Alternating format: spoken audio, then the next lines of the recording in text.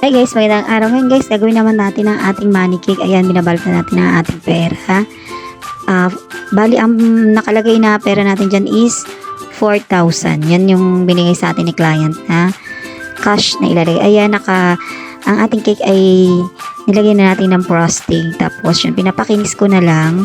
Nakachill na yan, magdamag. Kasi, ayan, para maging stable ang ating cake. Kaya nilagay na natin siya magdamag sa ating ref. Ayan, susukatin natin yung size ng ating pera para sakto lang yung butas natin sa paglalagyan natin ng pera. Para hindi masyado masayang ang ating mga cakes. Ayan, sinukat ko natin yun, nilagyan na natin. Tapos nilagyan ko yan ng stick sa magkabilaan. Nakalusot siya para dun ikot yung sagu straw na pinag-iikutan ng ating pera. Ayan, ganyan lang siya. Ganyan lang ako maglagay ng ating money cake. Ayan, tapos ipo-frosting ko na yan. Pagkinisin na natin ng tuloy-tuloy.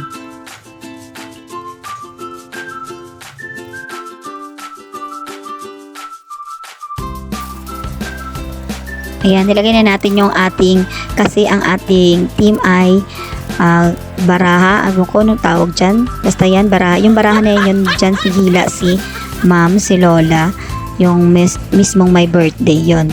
Tapos ang gusto ni client is ang border is red, pero yung sample na binigay ko sa kanya is white ang border no. Ayan, nilagay ko na yung ibang design. Ating photo toppers lang yan.